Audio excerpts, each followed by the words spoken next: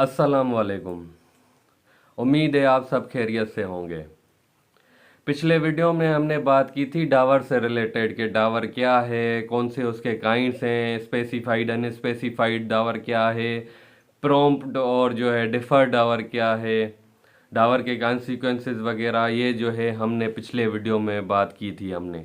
इस वीडियो में हम बात करने वाले हैं मेंटेनेंस से रिलेटेड। मेंटेनेंस क्या है, अगर कोई हस्बैंड अपनी वाइफ को मेंटेनेंस नहीं कर रहा तो उसके कौन कौन से कॉन्सिक्वेंसेस हो सकते हैं, बच्चों को मेंटेनेंस कितनी उम्र तक बाप की जिम्मेदारी है, या ऐसी बहुत सारी चीज़ें जो मेंटेनेंस के हवाले से हैं वो हम आज इस वीडियो में बात करेंगे।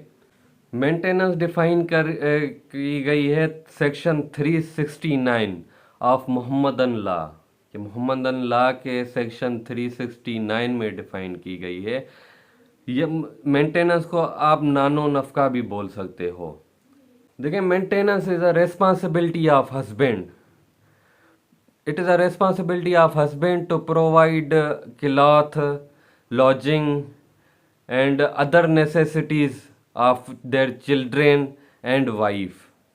तो ये एक हस्बैंड की जिम्मेदारी है जिसमें हस्बैंड को बाउंड किया गया है इस्लामिक पॉइंट ऑफ व्यू से भी, और जो है इंग्लिश लॉ से भी, जो है मोहम्मदन लॉ के अंडर भी बाउंड किया गया है हस्बैंड को कि वो प्रॉपर नमूने से अपनी फैमिली को मेंटेन करे, अपने बच्चों को, अपनी वाइफ को मेंटेन करे। समहाउ पेरेंट्स को की भी जो है मेंटेनेंस है बच्चे के ऊपर के। एक बच्चा अपने पेरेंट्स को, या ग्रैंड पेरेंट्स हैं जो उसके, तो उनको किन कंडीशन में जो है मेंटेन कर सकता है। सो सिंपली वी से maintenance is a duty of husband to maintain the wife and children, to provide the cloth, food and lodging, जिसे सिंपली हमारा पीपल्स पार्टी का जो मंशूर है, रोटी, कपड़ा और मकान। तो दीज आर दी थिंग्स जो मेंटेनेंस में आ रही हैं। The meaning of maintenance is to keep in existence, अपने पास रखना, टू प्रिजर्व, महफूज रखना, टू सपोर्ट, उनको सपोर्ट करना। तो मतलब कहने का कि मेंटेनेंस एक ऐसी चीज़ है, मेंटेनेंस की जो मीनिंग है कि अपने पास किसको महफूज रखना, अपनी बीवी बच्चों को, अपने पास किसको रखना, बीवी बच्चों को रखना, या उनको सपोर्ट करना। तो ये सिंपली जो मीनिंग है मेंटेनेंस की मीनिंग है। मेंटेनेंस ऑफ वाइफ क्या है, ये देखते हैं during marriage, dissolution of marriage, या समाओ, और जो कंजमेशन ऑफ मैरिज। ये तीन कंडीशन में बीवियों को मेंटेन किया जा सकता है। एक तो हो गया ड्यूरिंग मैरिज, आपकी मैरिज कंटिन्यू चल रही है, आप उसमें अपनी बीवी को मेंटेन कर रहे हैं। डिपेंड करता है बीवी के बिहेवियर पे। अगर वो घर छोड़ के जाती है, फॉर सपोज किसी रीज़न के बुनियाद पे घर छोड़ के जा रही है, अगरचे कोई लीगल रीज़न है उसके बुनियाद पे कोई घर छोड़ के जा रही है, फिर भी हस्बैंड की जिम्मेदारी है कि वो बीवी को मेंटेन करे। अगर बगैर किसी रीज़न के, किसी ऐसे रीज़न जो एक अनकॉन्स्टिट्यूशनल, अनलॉफुल कोई जो है रीज़न है उसका, तो उस सूरत में वो घर छोड़ के जो है जाती है, तो इस मद में हस्बैंड की जिम्मेदारी नहीं है कि बीवी को मेंटेन करे। फॉर सपोज अगर बीवी कोई बोलती है कि मुझे ये सोना दिला दो, अगर हस्बैंड की उतनी औकात नहीं है, वो नहीं दे पा रहा, तो उस मद में अगर औरत अपना घर छोड़ के अपने माँ बाप की तरफ चली जाती है, तो उस सूरत में हस्बैंड लीगली बाउंड नहीं है कि उसको मेंटेन करे।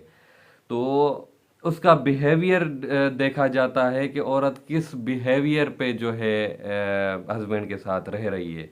देन उसके बाद है डिसोल्यूशन ऑफ मैरिज। के बाद मैरिज एक ख़त्म हो जाती है, उसके बाद क्या हस्बैंड की जिम्मेदारी है कि वो अपनी वाइफ को जो है मेंटेन करे।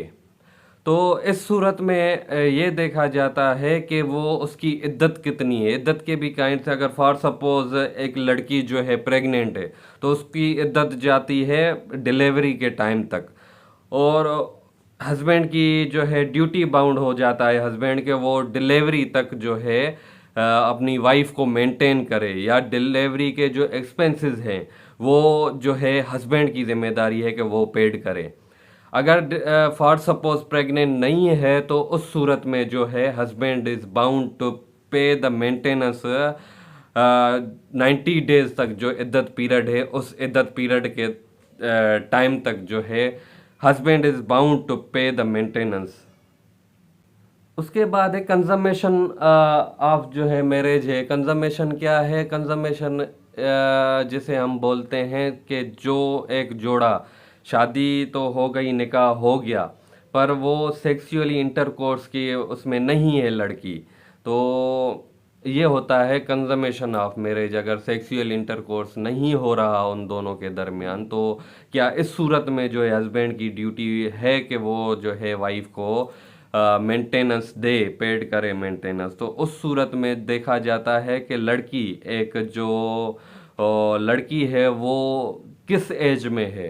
अगर उसका निकाह हुआ है तो वो कंजम्मेशन ऑफ मैरिज के मतलब काबिल है या नहीं है।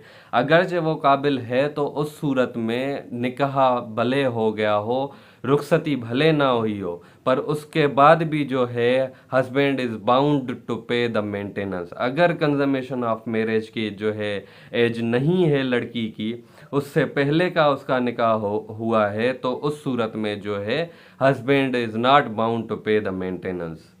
तो ये है consummation of marriage. Simply we can say कि कंजम्मेशन ऑफ मैरिज एक ऐसी मैरिज है जिसमें एक लड़की, समझो नाबालिग है, उसको ये पता ही नहीं है कि शादी में क्या चीज़ें होती हैं, सेक्सुअल इंटरकोर्स के काबिल नहीं होती है एक लड़की, तो उसकी एज वो नहीं होती कि वो उस इंटरकोर्स को जो है बर्दाश्त करे।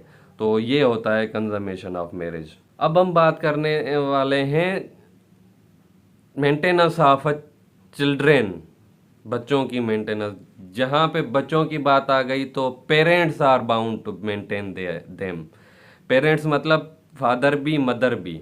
तो दीज टू पर्सन्स, जो मदर एंड फादर है, तो वो जो है बाउंड है अपनी औलाद को जो है मेंटेन करने के लिए।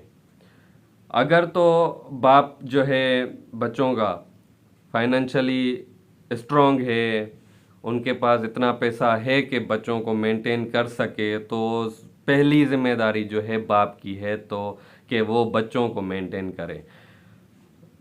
एज क्या है मेंटेनेंस की, बच्चों की मेंटेनेंस की? कब तक एक बाप जो है मेंटेन कर सकता है कानूनी तौर के ऊपर, या मोहम्मदन लॉ को देखें, इस्लामिक पॉइंट ऑफ व्यू को देखें, तो एक बाप लड़के को एज ऑफ प्यूबर्टी, जिसको हम बलूगत कहते हैं, अगर उस एज तक बच्चा जब तक नहीं आता तब तक फादर इज बाउंड और mother is bound to maintain him. अगर वो प्यूबर्टी की एज क्रॉस करता है तो फिर जो है एक माँ या एक बाप पाबंद नहीं है उनको। वो एक चीज़ पे में जो है पाबंद हैं, वो आगे चल के मैं आपको बताता हूँ कि वो कौन सी ऐसी सिचुएशन है कि जिसमें जो है फादर एंड मदर जो है बाउंड हैं बच्चों की मेजॉरिटी एज के बाद भी, कि वो उनको मेंटेन करे। उसके बाद जो लड़की की एज है वो है तब तक जब तक उसकी शादी नहीं हो जाती। शादी के बाद जो है बाप की या माँ की जिम्मेदारी नहीं है कि वो उनको मेंटेन करे। अगर ये पेरेंट्स बच्चों को मेंटेन नहीं कर रहे हैं तो क्या कानून में ऐसी कोई प्रोविजन मौजूद है कि जिसके अंदर वो जो है पेरेंट्स को सज़ा दिला सकें? तो दैट्स आंसर इज़ येस, बिल्कुल है। वो सेक्शन है 328 and 328 A of Pakistan penal code. ये उसके लिए है कि जो बच्चों को मेंटेन नहीं कर रहा, तो इसके तहत जो है उन पेरेंट्स को सज़ा आ सकती है।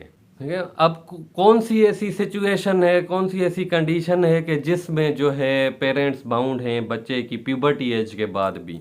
देखें, या तो बच्चा इन्फर्म है, सिक है, तो पेरेंट्स की जिम्मेदारी है बाप की जिम्मेदारी है कि उनको मेंटेन करता रहे।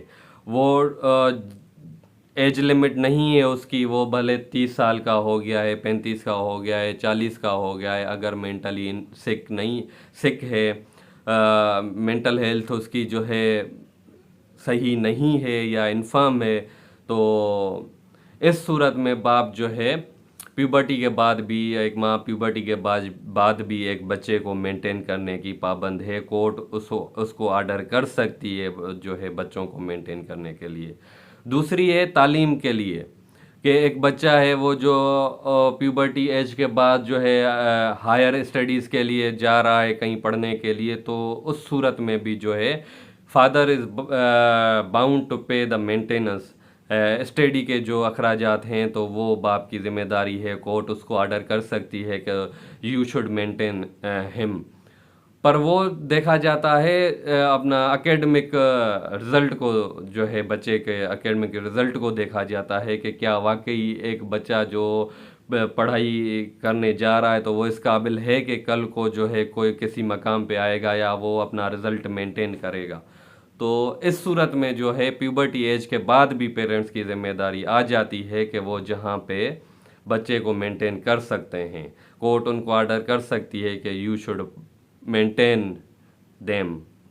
वाइफ की कौन सी, वाइफ के पास रेमेडी है अगर जो है हस्बैंड उसको मेंटेन नहीं कर रहा, तो एक वाइफ के पास कौन सी रेमेडी है, क्या कर सकती है वो हस्बैंड के खिलाफ? पहले तो वो केस कर सकती है मेंटेनेंस का कोर्ट में जाके। दूसरी रेमेडी है कि यूनियन काउंसिल का जो चेयरमैन है उसको एप्लीकेशन लिख सकती है।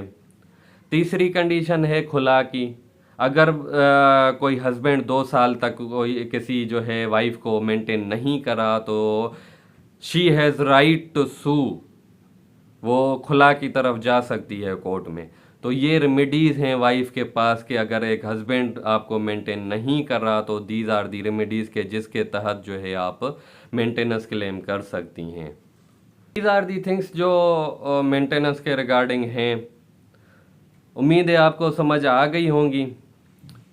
अगर कोई बात मेरी आपको समझ नहीं आ रही या कोई मेरी बात ऊपर नीचे आपको लग रही है कि ये बात जो है मैंने गलत कही है, तो काइंडली प्लीज़ गाइड मी, क्योंकि मैं उस लेवल का जो है टीचर तो नहीं हूँ, पर मेरी यही कोशिश है कि जो भी मेरे पास नॉलेज है वो मैं आपसे शेयर करता जाऊँ।